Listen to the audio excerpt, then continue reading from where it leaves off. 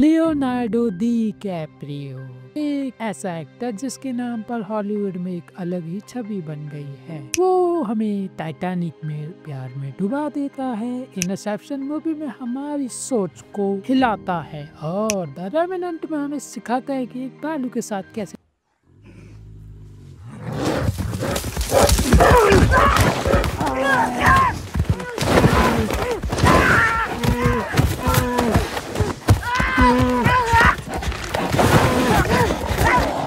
लड़के अपनी जान बचा सकते हैं। अगर ऑस्कर दिए जाते हैं इमोशंस को जगाने के लिए, तो लियो के पास ट्रॉफीज रखने के लिए एक पूरी कोठी होती। लियो एक एनवायरमेंटलिस्ट है। Please welcome newly appointed United Nations Messenger of Peace, Mr. Leonardo DiCaprio.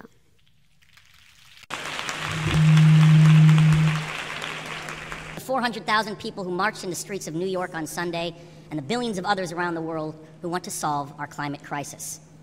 As an actor, I pretend for a living. I play fictitious characters, often solving fictitious problems. I believe that mankind has looked at climate change in that same way, as if it were a fiction. Philanthropist और वो आदमी जो हमें प्यार, इंसाफ और भालू से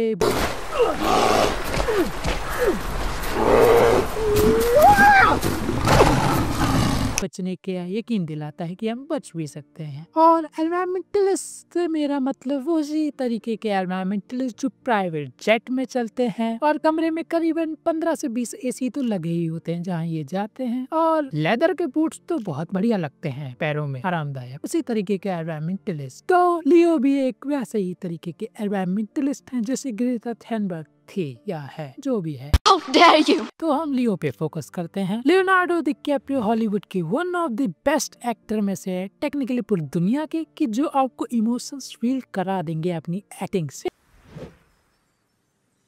इनकी एक्टिंग इतनी बेस्ट होती है कि आप फर्क ही नहीं बता सकते ये किरदार को निभा रहे हैं या वो खुद एक किरदार हैं। लेकिन रुक जाइए, जब कैमरे बंद होते हैं तो लियोनार्डो डिकैप्रियो कौन से इसके पढ़ते होंगे? क्या लियोनार्डो डिकैप्रियो की रियल लाइफ इसके कुछ अलग है या वैसे ही है जैसे वो किरदार निभाते? इतने अच्छे किरदार जो उन्होंने फिल्मों में अभी तक निभाए हैं, असलियत में भी क्या वो उसी तरीके के व्यक्ति हैं या दाल में कुछ काला है? चलिए बात करते हैं लियोनार्डो डिकैप्रियो की दूसरी साइड। लियोनार्डो डिकैप्रियो को एक छोटी चीज का शौक, और छोटी चीज से मेरा मतलब 16 साल से कम उम्र की लड़कियों का। लियोनार्डो डिकैप्रियो का गणा उमड़ता सा 16 साल की लड़कियों को देकर, और ये मैं ऐसे ही नहीं कह रहा हूँ। अभी तक बॉलीवुड में जितने भी स्कैंडल्स सामने आए हैं जिनमें छोटी बच्चियों के साथ जो भी हुआ वो विक्टिम थी, उन्हीं सारे स्कैंडल्स में लियोनार्डो डिकैप्रियो का नाम टॉप लिस्ट में आता है। जैसे अभी आया है पी डीडी का केस। पी डीडी की कॉम पार्टीज, यह कोई नॉर्मल पार्टीज नहीं थी, यह एक फ्री कॉफ्स था जिसमें कुछ क्वेश्चनेबल और आपत्तिजनक चीजें हुआ करती थी। और गैस करो वहाँ पे कौन था? हाँ, हमारे लियो भाई साहब भी उन पार्टीज में थे। भले लियोनार्डो डिकैप्रियो इस समय डिनाई कर रहे हैं कि वो पीडीडी से संबंधित किसी भी चीज में शामिल नहीं थे, लेकिन ये फोटोज तो कुछ और ही कह रही हैं। लियो भले ही अभी डिनाई कर रहे हो या सच में वो नहीं हो उसमें शामिल, लेकिन बस वहाँ होना भी अपने आप में एक things that make you go.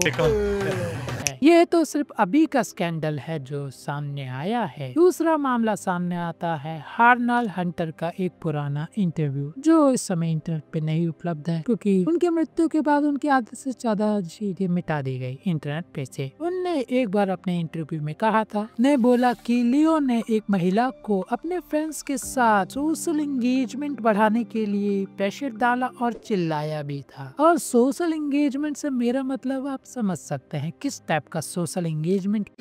समझ रहे हो ना? कि लियो ने महिला को प्रेशर बनाया होगा। अगर ये बात सच है तो लियोनार्डो डिकैप्रियो की एक्टिंग जो उन्होंने वुल्फ ऑफ वॉल स्ट्रीट में की है, वो एक्टिंग तो बिल्कुल नहीं होगी, वो सच में उसी तरीके के होंगे रियल लाइफ में जैसे उन्होंने वुल्फ ऑफ वॉल स्ट्रीट में अपने आप को दिखाया था। फिर आ रहा है हार्वी विंस्टेंट और लियोनार्डो डिकैप्रियो की रिलेशनशिप। हार्वी विंस्टेंट और लियो ने the aviator, gangs of New York जैसी बहुत बढ़िया फिल्में की, और जब हार्वी विंस्टेंट का स्कैंडल हॉलीवुड में एक्सपोज हुआ और सामने आया तो लियो ने उन्हें कंडेम किया। लेकिन एक बात तो है, वो दोनों काफी क्लोज थे और उनकी काफी साल तक बहुत अच्छा बिजनेस चलता रहा हार्वी विंस्टन और लियोनार्डो डिकैप्रियो का। जब तक स्कैंडल सामने नहीं आया तो उसके बाद लियो ने हार्वी विंस्टन से दूरी बना ली। फिर आता है एक और मामला, Jeffrey Epstein island. Jeffrey Epstein island पे क्या होता था और क्यों होता था, ये आप गूगल पे खुद सर्च मार लीजिए, क्योंकि वीडियो बहुत लंबी हो जाएगी अगर मैं एक्सप्लेन करने बैठा। वहाँ पे भी लियोनार्डो डिकैप्रियो का नाम टॉप लिस्ट में आता है। वैसे तो वहाँ पे कई नामचीन नाम थे, जैसे कि स्टीवन हॉकिंग। मैं यकीन नहीं हो रहा स्टीवन हॉकिंग का नाम कैसे आ गया। फिर सोचा जाए बड़े लोग छोटे शौक।